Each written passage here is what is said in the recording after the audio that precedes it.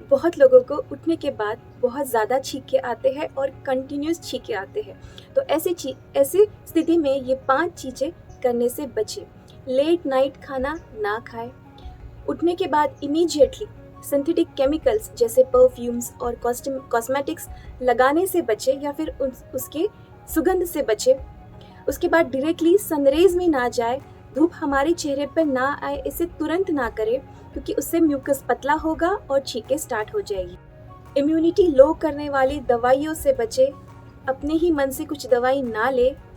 उठने के बाद इमीडिएटली एक रूम से यानी बेडरूम से अदर रूम में जाते समय थोड़ा सा रुक कर जाए क्योंकि उसमें होता है टेम्परेचर डिफरेंस। बेडरूम का टेम्परेचर डिफरेंस और अदर रूम का टेम्परेचर डिफरेंस होने की वजह से भी कई लोगों को छींकें स्टार्ट हो जाती है। तो ये 5 चीज़ें करने से बचें।